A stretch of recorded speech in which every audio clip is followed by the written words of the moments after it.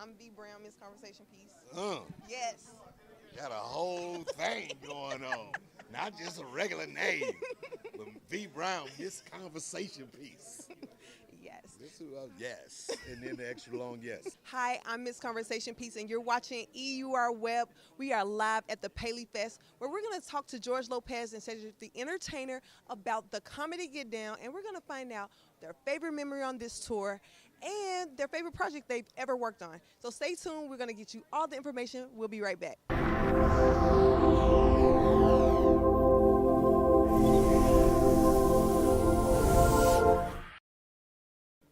We are live at the PaleyFest, and I'm speaking with the moderator of this evening, Yvette Nicole Brown. So tell me about like what you think about like George Lopez and Cedric the Entertainer and what they mean to you in your career. Well, they mean a lot to me as a person of color in the industry because they've broken down so many barriers. Cedric has done everything from hosting game shows to variety shows. He does television, he does animated films, he does movies. He literally has touched on every single thing, and he does everything with excellence. Same thing for George. George had a sitcom that ran for 6 years on ABC that was groundbreaking. He was the first Latino to host a late night talk show. These are guys that are kicking in the door and also opening the door for other people to come in. George let me be on his talk show when no one else would let a chubby black girl be in a couch. He let me come.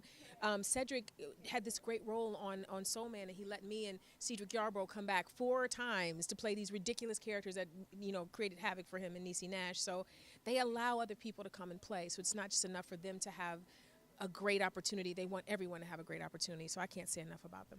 That's pretty awesome. So now that you've gotten in the door, you have recently spoken out about the pay inequality. Yes, I did.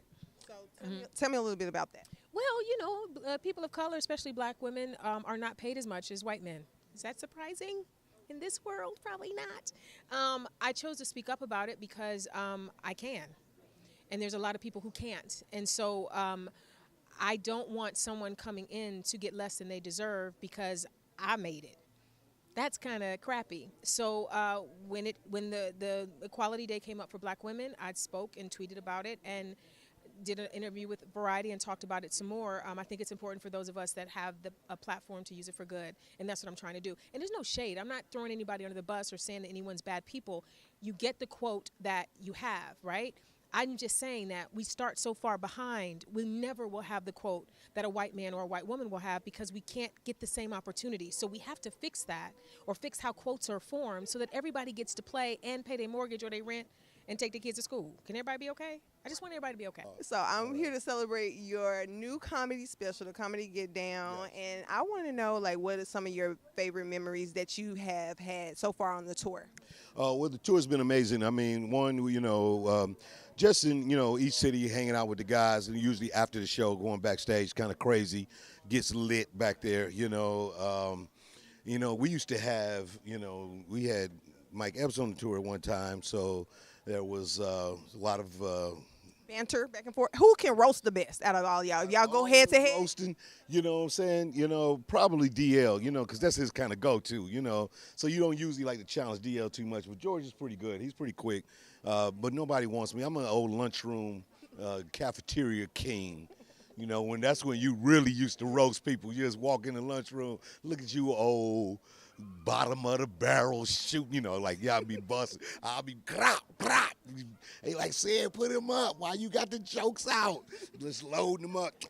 Okay, no. So you're so accomplished in TV, film, and hosting game shows. Which one is your favorite project so far that you've done or that's your baby? Probably, out of all of them, it's a combination of Johnson Family Vacation, which was a movie that I produced and I starred in, and it was like one of those things that kind of lived a long time because people grew up on it and they enjoyed it.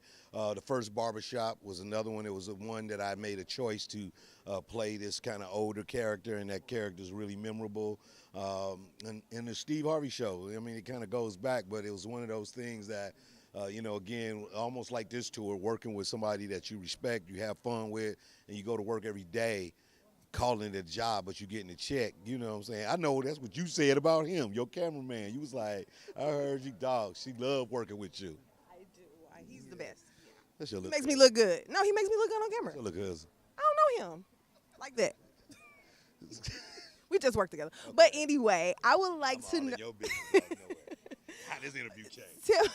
Tell me a little bit about. So what's up? So how long y'all been kicking? No, okay. I wish I could get a free cameraman. It would be nice. Yeah, it will be true. That's good, man. Come on, man. He like, nah, bruh. Nah, bruh.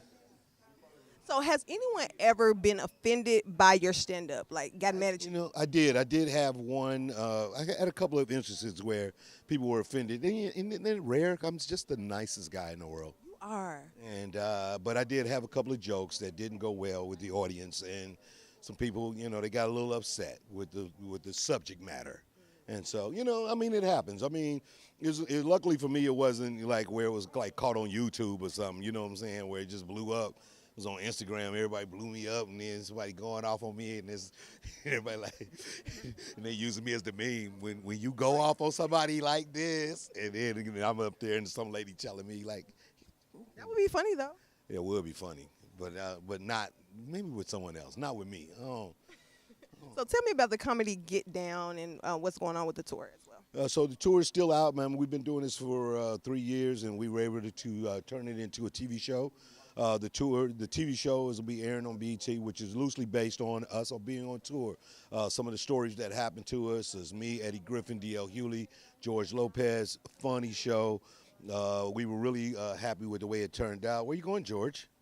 It's George. Listen. We were just talking about you, George. When you watch the comedy Get Down through all 10 episodes, you realize that DL's feet hurt through every scene because that dude wears a size 7. They don't make a man 7, yeah, so they don't make a man they 7. stretch a lot of the. You know what to get them for Christmas.